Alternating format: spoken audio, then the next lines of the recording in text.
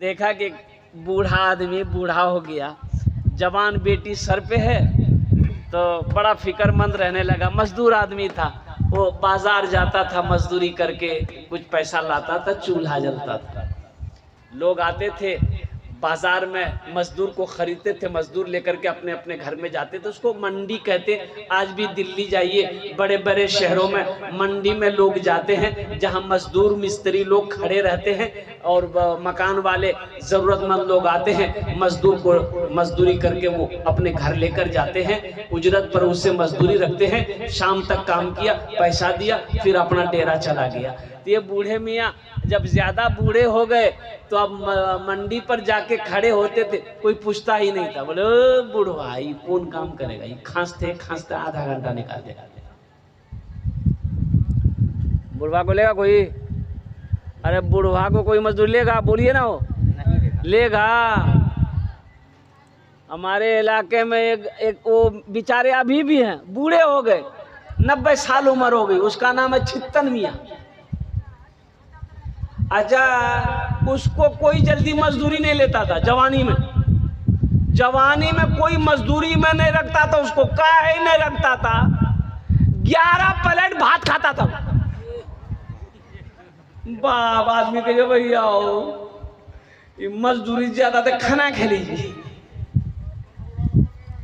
हाँ, अच्छा, आदमी भी क्या कभी हैकल था भाई, मानना पड़ेगा। अभी भी देखिएगा ना, आप दंग रह जाइएगा। 90 साल की उम्र हो गई है। उस वक्त जवानी कैसी जवानी उसकी होगी। अच्छा, वो सत्तू कैसे पीता था? जन में जाता था वो, तो जो घर वाला खिलाता था तो सत्तू प्लेट में नहीं खाता था, वो प्लेट में सत्तू घोल के नहीं खाता था, गड्ढा खोदता था, अकेला पथे बिछावे, सत्तू दिल के, पानी दिल के, नून दिल के, सानी के मुंह लगा के सुर की ली, किस्सा खत्म। जिंदा है वो आदमी, जिंदा है। ये बूढ़ा हो गया ना ये मजदूर बेचारे, तो मंडी में कोई लेने नहीं लेगा। अरे वो बूढ़ा आदमी है, कौन काम करेगा?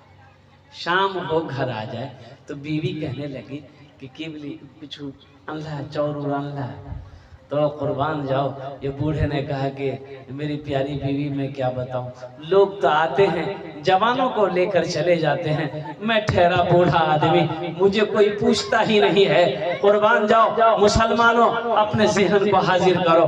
1 दिन हो गया, 2 दिन हो गया, 3 दिन हो गया, अब किसी से पहचान लेना था, पहचान लेकर घर चल गया। लेकिन कुछ दिन और गुजरे, अब फाके की नौबत आ गई और कुर्बान जाओ। अच्छा, उस बूढ़े मियाँ का कुछ छोटे बच्चे भी थे, कुछ छोटे बच्चे भी थे। अब चूल्हा नहीं जल रहा घर के अंदर में, बच्चा भूख से बिलक रहा है। कुर्बान जाओ, एक जवान बेटी है घर के अंदर। जब 2-4 दिन हो गया तो ये बच्ची, ये बेटी जो इनकी थी ना, ये सोचने लगी क्या मेरा बाप बूढ़ा हो गया, अब मेरा भाई खाने के बगैर बिलक रहा है, तड़प रहा है, ये जवानी किस दिन काम आई? ये जवानी किस दिन काम आएगी? क्यों ना मैं बाजार में जाऊं और बाजार में जाकर अपनी जवानी को मैं बेचूंगी, जो पैसा मिलेगा मेरा घर चलेगा, ताकि मेरे भाइयों की जिंदगी बनी। वो लड़की फैसला कर लेती कि चाहे कल जो हो, मेरे घर में चूल्हा जरूर जलेगा।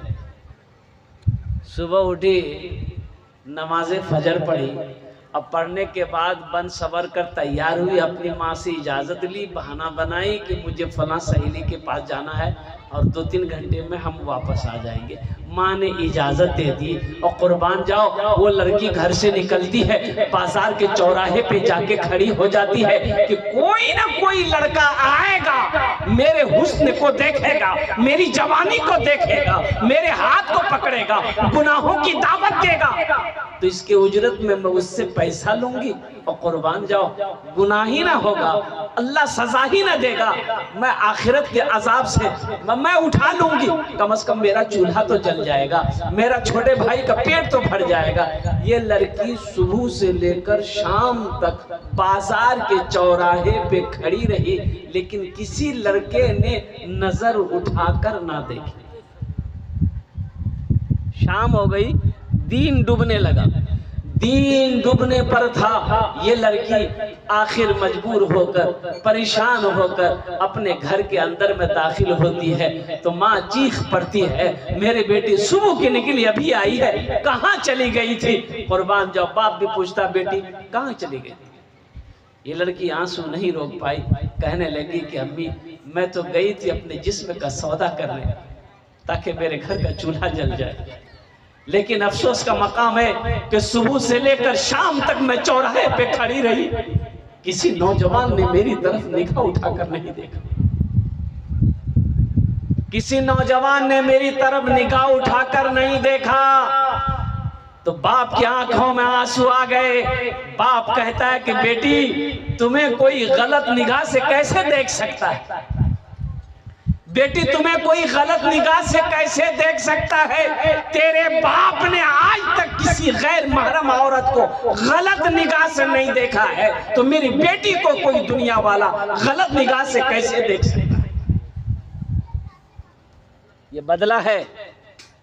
इसलिए मेरे भाइयों, मेरे दोस्तों, मेरे बुजुर्गों, अपने ईमान को मजबूत करो, अपने घर को संभालो, अपने घर के बहू बेटियों को नजर रखो। इसलिए बहुत अफसोस का मकाम है, ये इज्जत की बात है कि मुसलमान के पास में ईमान हो, और वो भी ईमान मजबूत ईमान।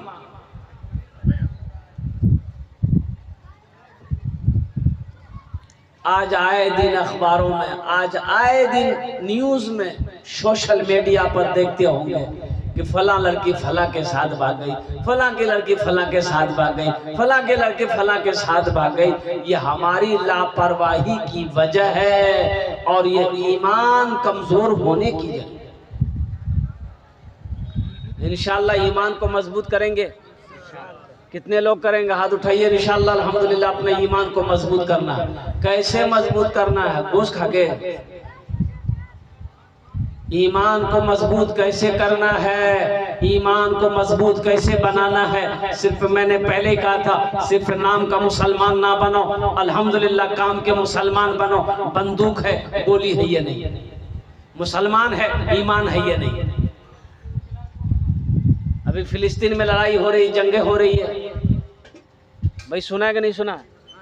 अरे बोलिए ना, सुने कि नहीं सुने?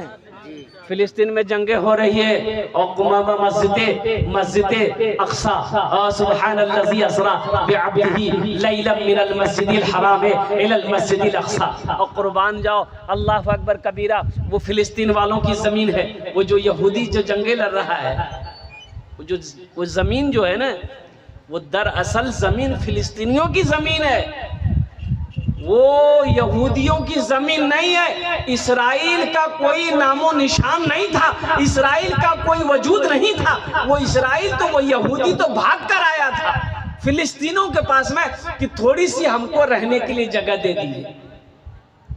फिलिस्तीन मुसलमान, और मुसलमान जो होता है ना वो रहमदिल होता है। सुभानअल्लाह बोले तो माशाअल्लाह।